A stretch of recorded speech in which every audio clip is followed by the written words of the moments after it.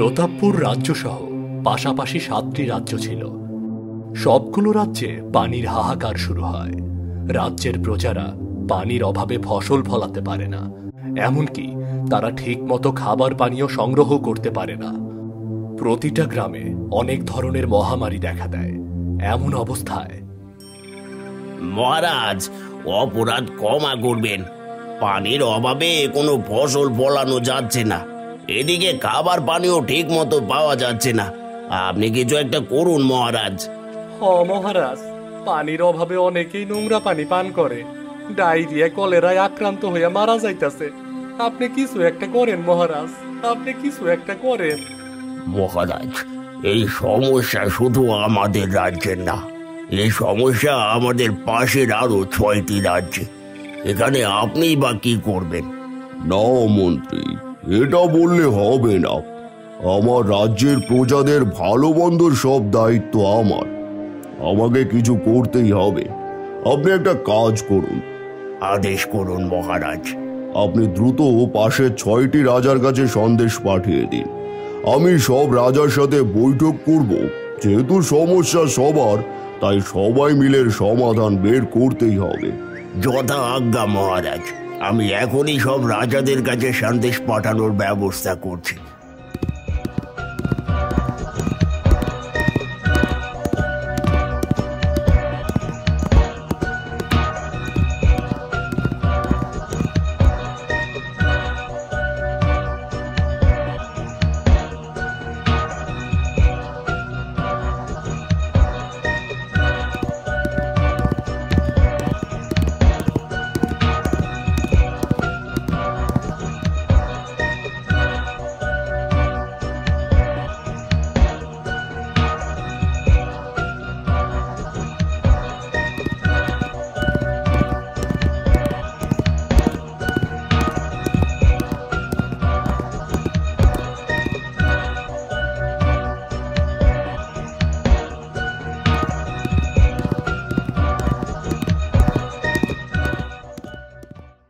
আপনাদেরকে এখানে কেন ডাকা হয়েছে এই সম্বন্ধে সবাই অবগত। আমি চাই সবাই মিলে একটা সিদ্ধান্ত নিতে, যাতে এই 7 রাজ্যের প্রজারা পানির সংকট থেকে বাঁচতে পারে। খরা, অতিবৃষ্টি, বন্যা এগুলো সব প্রকৃতির দান।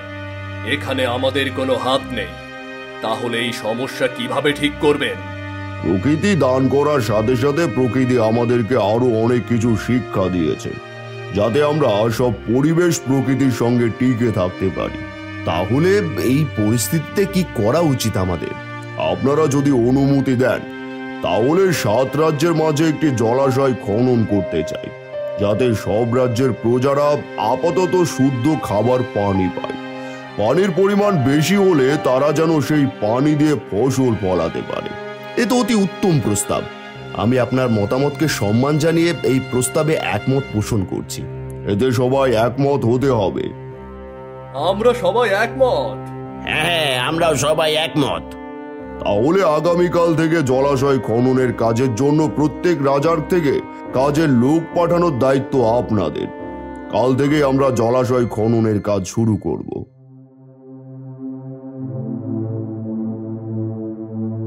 এভাবে 7 রাজা মিলে অনেক দিন তাদের প্রজাদের দিয়ে কাজ করিয়ে একটা বড় জলাশয় খনন করে।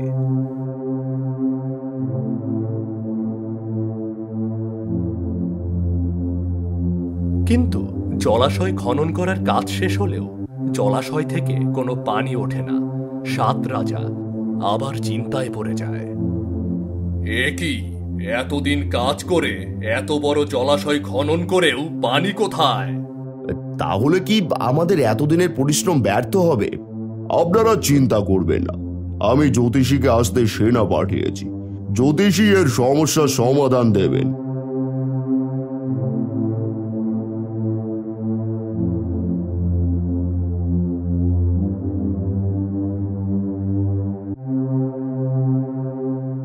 বলুন জ্যোতিষী, এই জলাশয়ে কেন পানি উঠছে না?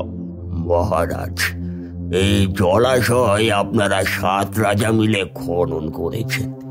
এই জলাশয়ের পানি এমনিতেই উঠবে না। তাহলে বলুন কি করলে জলাশয় থেকে পানি উঠবে?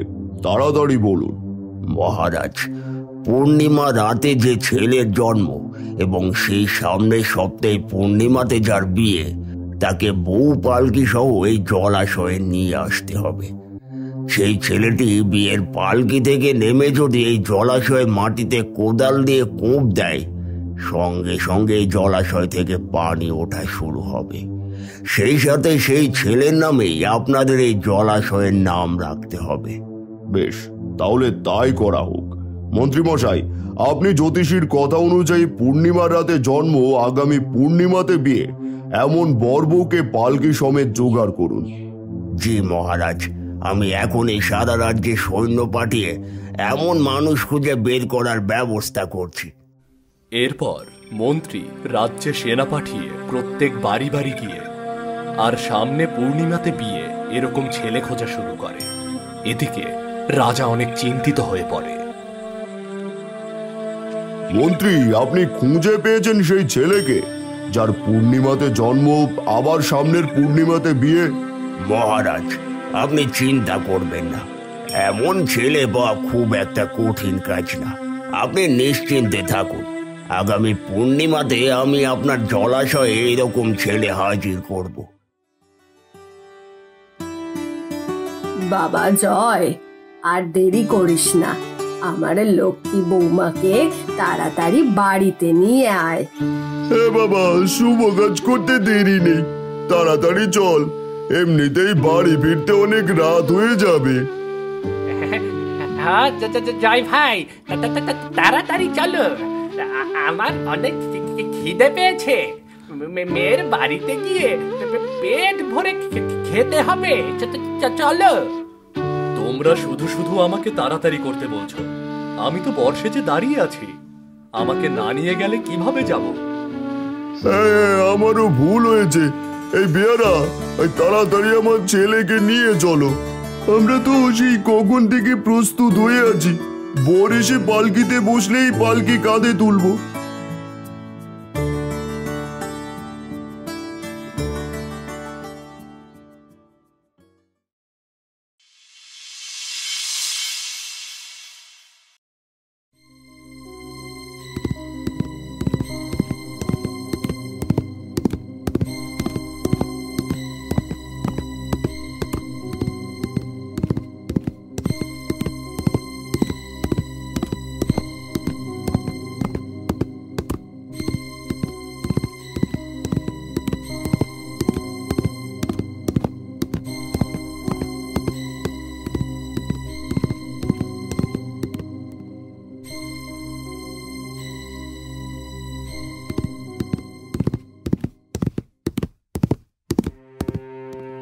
মন্ত্রী, কোথায় সেই যুবক? মহারাজ, আর কিছুক্ষণ অপেক্ষা করুন, সেনারা তাকে আনতে গেছে।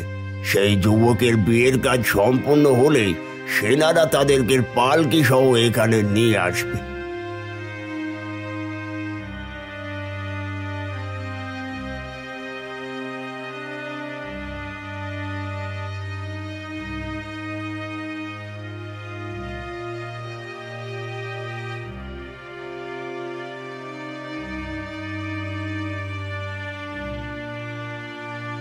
এই বেয়ারা, পালকি সাতরাজার জলাশয়ে নিয়ে চলো। আমার ছেলেকে বিয়ে করিয়ে নতুন বৌমা বাড়িতে নিয়ে যাওয়া বাদ দিয়ে সাতরাজার জলাশয় নিয়ে যেতে হবে কেন? এটা মহারাজের হুকুম। এই বেয়ারা, পালকি নিয়ে সোজা জলাশয়ে চলো, তা না হলে কারো ঘাড়ে মাথা থাকবে না। ঠিক আছে, ঠিক আছে, এখনই নিয়ে যাচ্ছি।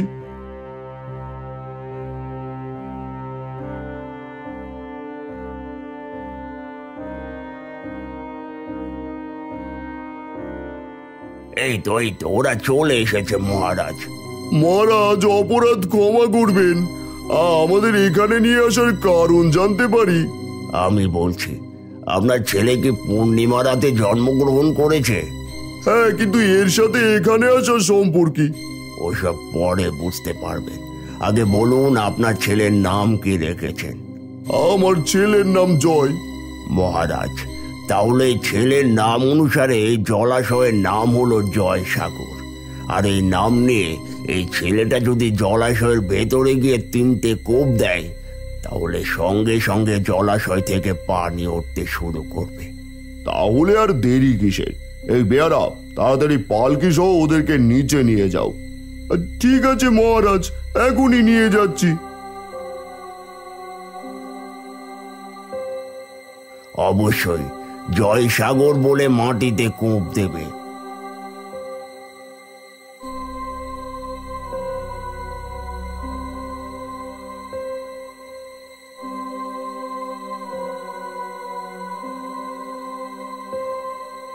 জয় সাগর, জয় সাগর, জয় সাগর।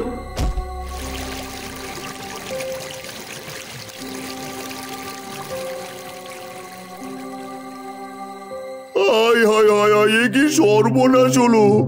আমার ছেলেটা বিয়ে করে বাড়ি ফিরতে পারলো না। জ্যোতিষী, এ কি হলো? এভাবে এতগুলো নিষ্পাপ যাবে, প্রথমে আপনি বলেননি কেন? মহারাজ, অপরাধ ক্ষমা করবেন, আমার জানা ছিল না এমনটা হবে। হয়তো এই জলাশয় ওদেরকে নিজের করে নিয়েছে। খবরদার জ্যোতিষী, আপনি আর পরবর্তীতে এই জয়সাগরকে জলাশয় বলবেন না। ওরা প্রাণ দিয়ে জলাশয়ের নাম দিয়ে গেছে। জয়সাগর আজ থেকেই সবাই জানবে জলাশয়ের নাম। আমার ভুল হয়ে গেছে মহারাজ। হায় হায় হায়, আমার কি সর্বনাশ হয়ে গেল রে! দুঃখ করবেন না, আপনার ছেলের জন্যই সারা রাজ্যের মানুষ শান্তিতে থাকতে পারবে। আপনার ছেলে আর ছেলের বউ জীবন দিয়ে সারা রাজ্যের মানুষকে পানির অভাব থেকে বাঁচিয়েছে। বাড়িতে ওর মা বউকে বরণ করার জন্য তৈরি হয়ে আছে। আমি ওর মাকে গিয়ে কি জবাব দেব? আপনার যে ক্ষতি হয়েছে এটা অর্থ দিয়ে পূরণ করা সম্ভব নয়। বাড়িতে গিয়ে বলবেন 7 রাজ্যের মানুষের জীবন বাঁচাতে আপনার ছেলে ও ছেলের বউ নিজের জীবন দান দিয়েছে।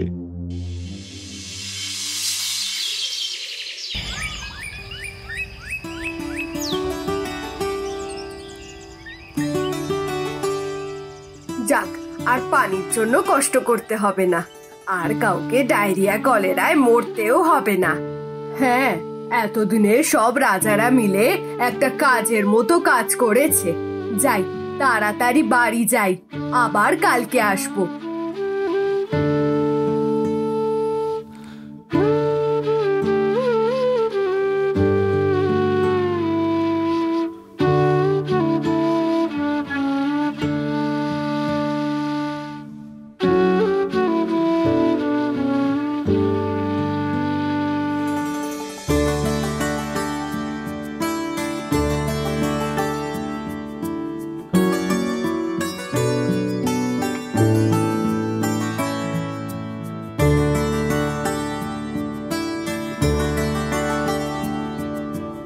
ব্যাপার, এত তাড়াহুড়ো করে এলে যে?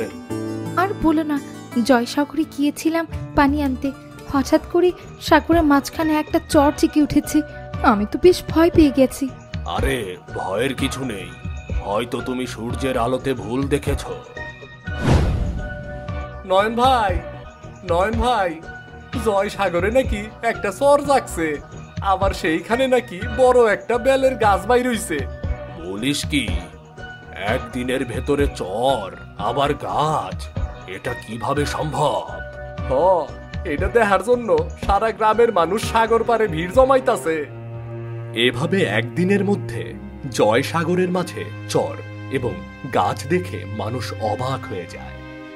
কিন্তু মানুষের পানির অভাব থাকায় সবাই সেখান থেকে পানি নেওয়া বন্ধ করে না। একদিন একটা মেয়ে জয়সাগরে পানি নিতে আসে। হঠাৎ সাগরের মাঝখানে তাকাতেই দেখতে পায় সাগরের মাঝখানে যে গাছ আছে সেই গাছে নতুন বউ লম্বা চুল বিছিয়ে রোদ পোহাচ্ছে। মেয়েটা সেই দৃশ্য দেখে দ্রুত পালিয়ে যায়। এরপর অনেকেই সেই গাছে নতুন বউকে রোদ পোহাতে দেখতে পায়। এর ফলে গ্রামের সবার মধ্যে ভয় ঢুকে যায়। এরপর গ্রামের সবাই মিলে সিদ্ধান্ত নেয় তারা আর ওই সাগর থেকে কেউ পানি আনবে না। কিছুদিন পর থেকে বৃষ্টি শুরু হয়, যার ফলে মানুষের পানির অভাব দূর হয়ে যায়। কিন্তু সেই জয়সাগর থেকে যায় অনন্তকালের জন্য। এখনো অনেকেই এই সাগর দেখতে এসে সেই নববধূকে দেখতে পায়।